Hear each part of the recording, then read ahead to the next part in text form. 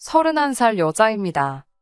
결혼식 날짜가 얼마 남지 않았는데 참 여러 가지로 생각이 많이 드네요.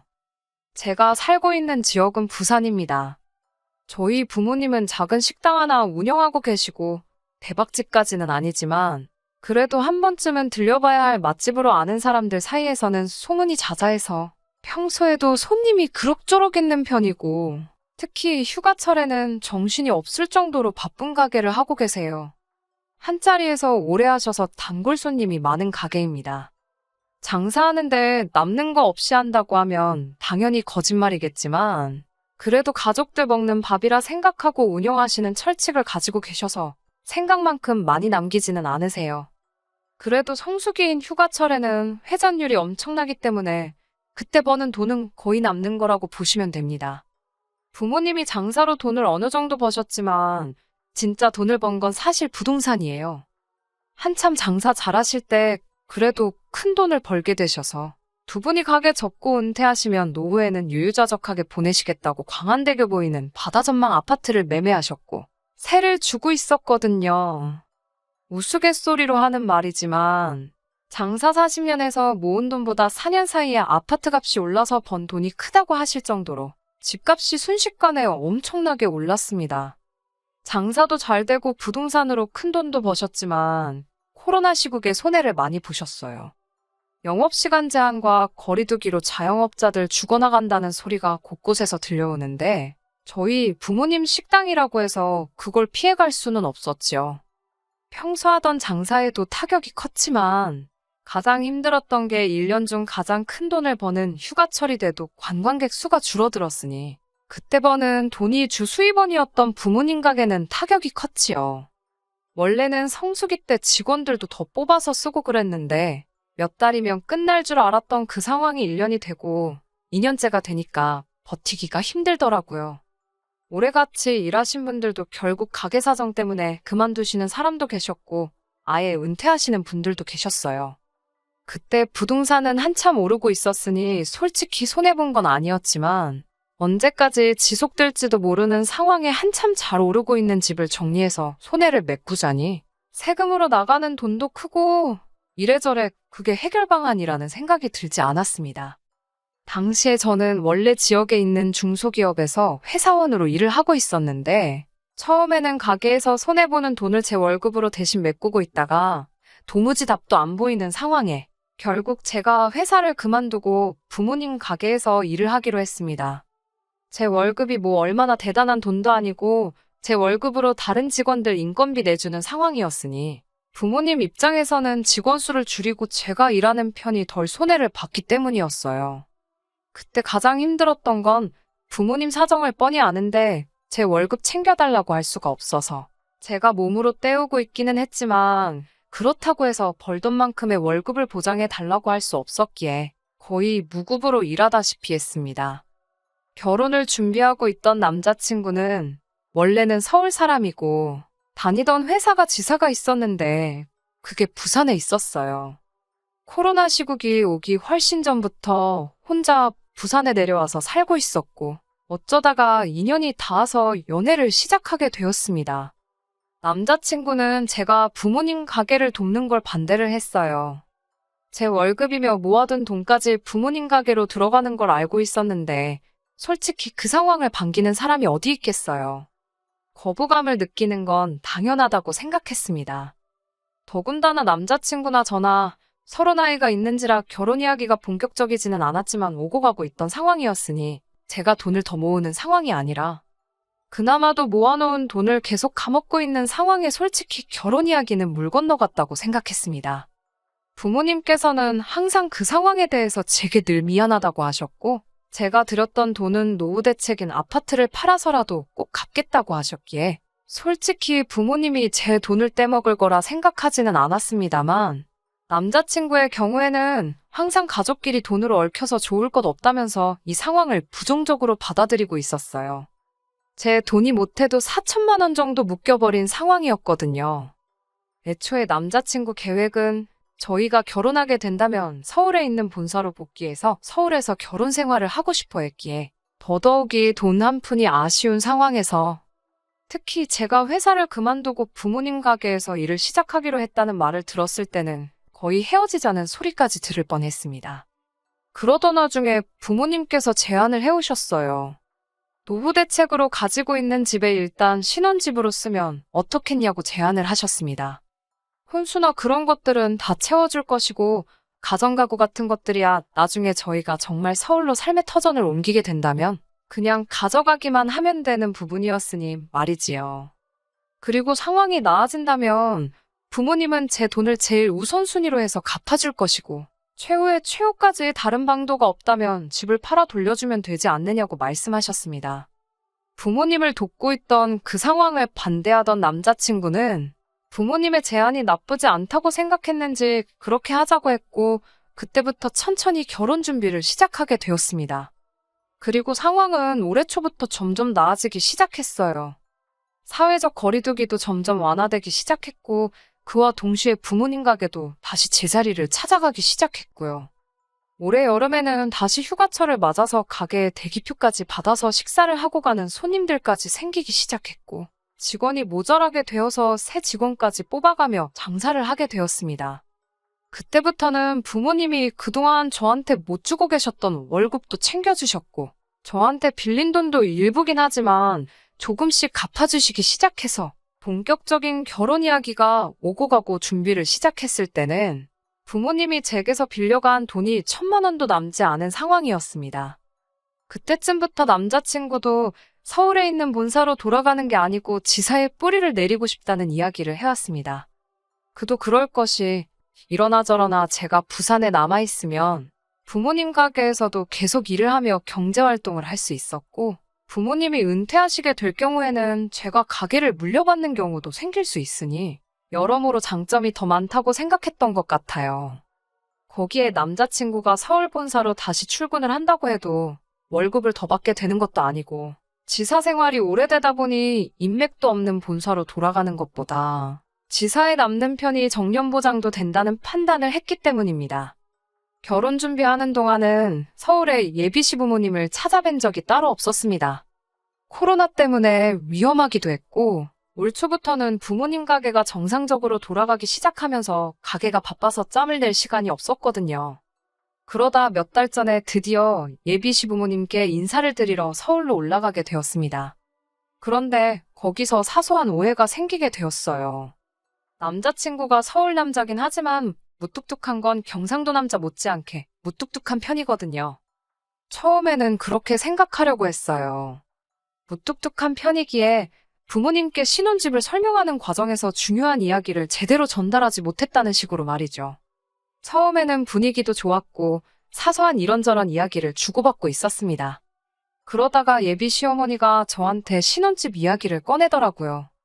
아파트 시세에 대해서 묻길래 부모님이 노후 대책으로 사두신 아파트고 4억에 매매를 했는데 현재는 그게 많이 올라서 10억 정도 하는 걸로 알고 있다고 제가 아는 선에서 대답을 했습니다. 그런데 난데없이 결혼하게 되면 그 집 명의는 어떻게 할 거냐고 묻더라고요. 그 말에 처음에는 남자친구가 자세한 이야기는 하지 않고 저희 부모님이 집을 해주시기로 했다고만 전달한 줄 알고 다시 정리해서 예비 시어머니한테 설명해드렸어요. 말씀드렸다시피 그 집은 저희 부모님께서 노후 대책으로 사놓으신 아파트고 두 분이 은퇴하시면 그 집에서 지내실 거라고 저희는 그때까지 그 집에서 살다가 부모님 은퇴하는 타이밍에 맞춰서 새 집을 구해서 나갈 계획이라고 말했더니 그 말은 금시초문이라는 듯이 반응을 하더라고요. 제 돈이 저희 부모님한테 상당히 묶여있다고 들었다며 저희 부모님은 저한테 빚까지 지고서는 다른 사람도 아니고 딸이 결혼하는데 집 명의를 왜 붙들고 계시는 거냐 묻더라고요. 빚이라고 해봐야 그때 당시에는 1,000만 원도 남아있지 않았고 가장 많이 빌려가셨을 때도 4천만 원 남짓한 돈이었는데 아무리 그래도 1,000만 원 빚 갚는다고 10억짜리 집을 제 명의로 돌려주실 이유는 없잖아요. 그렇다고 그깟 1,000만 원 갚자고 몇 년 사이에 2배가 넘게 오른 부동산을 처분할 이유도 없고 말이죠. 남자친구가 말을 어떻게 전한 건지 전달하는 과정에서 오해가 생겼겠거니 하고 있었지만 실상은 그게 아니었네요. 예비 시어머니는 저한테 그 집은 저희가 결혼하게 되면 명의를 옮기는 게 맞다고 하시며 남자친구도 결혼할 때 돈을 가져가니 공동명의로 하는 게 맞다고 하더군요. 저게 무슨 귀신 씨나라 가먹는 소린가 싶어 남자친구 쪽을 쳐다봤는데 남자친구는 당혹스러운 표정만 하고 있지 나서서 그 상황을 해결하거나 끝내려는 모습은 보이지 않았습니다. 다시 부산 내려가는 길에 남자친구가 그제서야 자기가 설명을 제대로 못했다며 사과를 하더라고요. 그 상황에서 잘못 알고 계신 거라고 예비 시어머니한테 자초지종부터 모든 걸 설명하고 있을 때는 찍소리도 안 하더니 집에 가는 길에 제 기분 풀어준답시고 그제서야 사과를 하는데 솔직히 남자친구가 처음으로 못 믿었다는 생각이 들었어요. 결과적으로는 예비 시어머니한테 처음부터 끝까지 설명하게 되면서 아무리 결혼을 하고 나서라도 그 집은 저희 부모님 노후 대책이나 마찬가지이기 때문에 공동명의는커녕 제 명의로도 돌아가지 않을 거라고 못을 박아두기는 했습니다. 부모님과의 금전관계도 몇 달 뒤에는 완전히 해결될 일이고 만에 하나 그 집을 저희가 제 부모님한테서 매매를 하게 되더라도 값은 시세에 맞춰서 제 값을 치를 것이라고 확실하게 선을 그어놨어요. 아무리 부모님한테 설명하는 과정에서 오해가 생겨났다 하더라도 이해하기 힘든 부분이 많았습니다. 그래서 그런가 솔직히 이 결혼을 하는 게 맞는 건지 싶은 생각도 드네요. 혹시나 예비 시어머니가 꺼낸 말이 오해에서 나온 것이 아니고 모든 상황을 알고 있는 와중에 나온 본심이 아닐까 하는 생각 때문에 말입니다. 어찌저찌 오해를 풀었다고는 하지만 솔직히 첫인사 드리고 나서부터 생각이 많아 일도 손에 안 잡히는 상황이네요.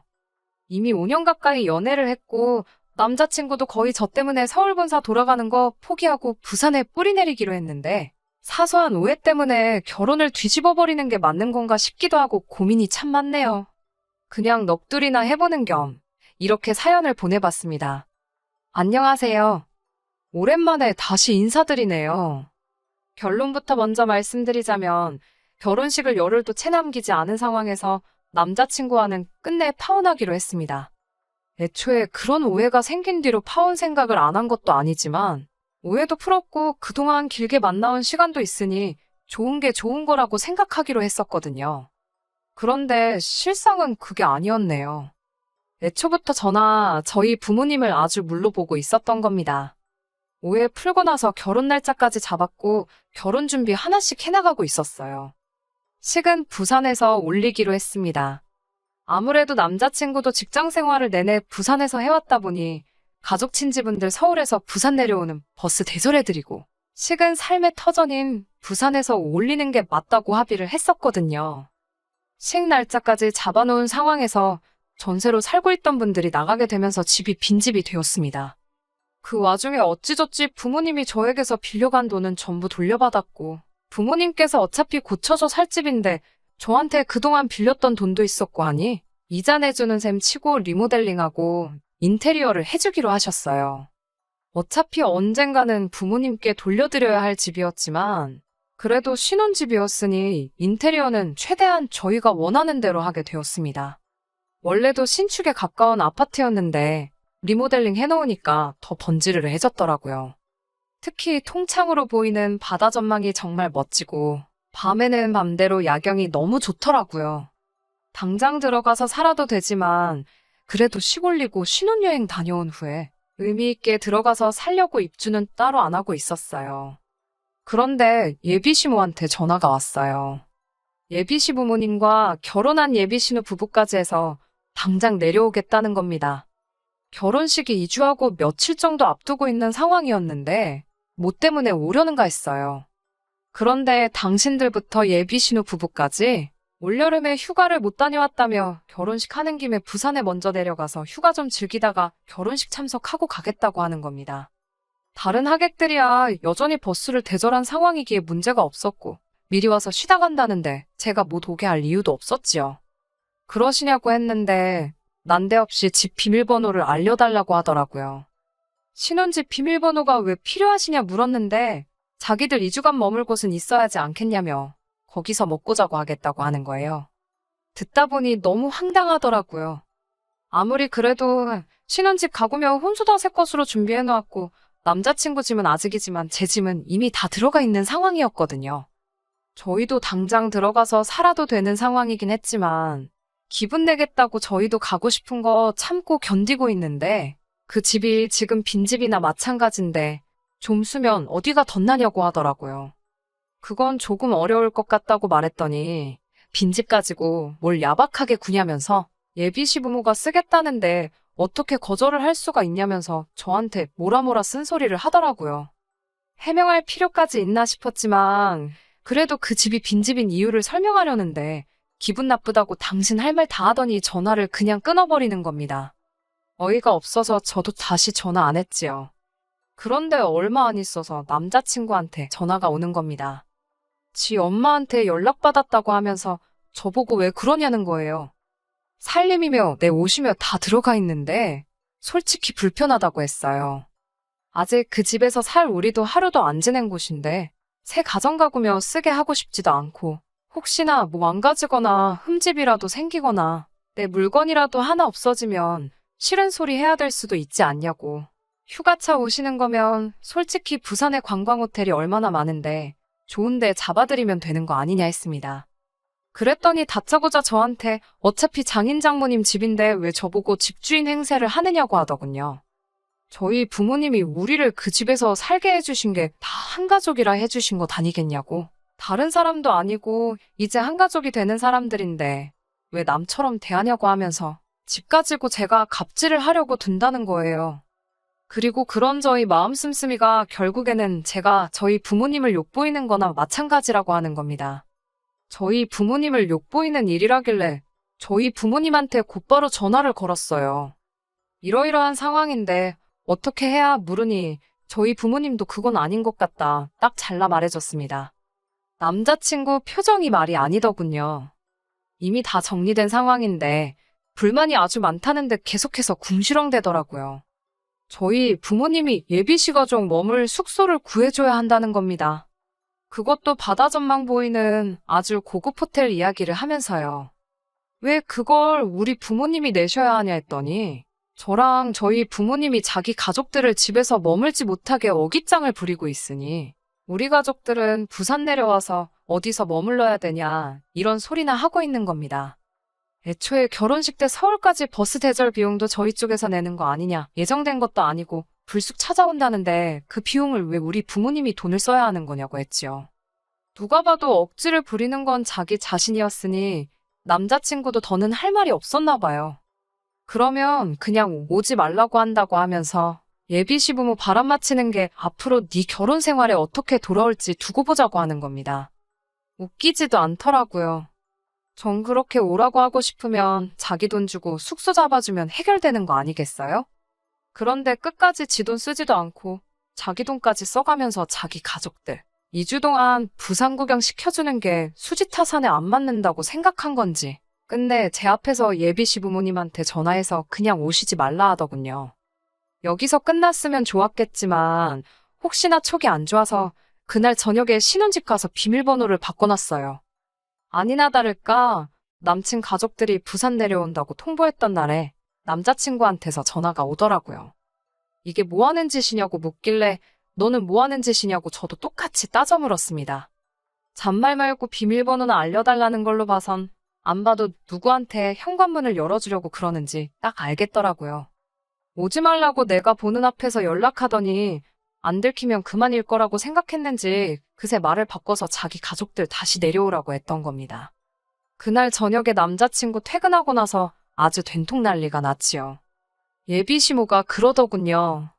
너 이래가지고 나한테 며느리 대접받을 생각하지 말라고 하면서 우리 아들이 서울 본사로 옮겨서 서울에 집 얻고 그러면 내가 어떻게 하나 두고 보자 하는 겁니다. 신혼집 공동명의 안 한다고 할 때부터 알아봤다고 시골 깡촌에 살면서 돈 몇 푼 좀 있다고 꺼드럭거리지 말라더군요. 남자친구도 그렇고 예비 시모도 그렇고 뭘 그렇게 두고 보자고 하는 건지. 이런 식으로 나오는데 제가 오래오래 두고두고 볼 사람이라고 생각했던 걸까요? 애초에 남자친구가 부산에 뿌리 내리기로 해서 저도 결혼 생각을 한 건데 이제 와서 서울로 다시 올라간다는 이야기를 하는 것도 어이가 없더라고요. 안 봐도 뻔하죠. 기댈 곳도 없고 솔직히 이제 경력도 단절돼서 취직도 못하는 제가 서울 올라가서 뭐 하겠어요? 결혼하고 나서 남자친구는 말 바꿔서 서울로 저 데리고 올라갈 계획인 거고 지독한 시집살이가 예정돼 있는 건 안 봐도 뻔한 일이잖아요. 오히려 술술 결혼 후 저를 어떻게 할 생각인지 전부 다 말해주는 게 고마울 정도였습니다.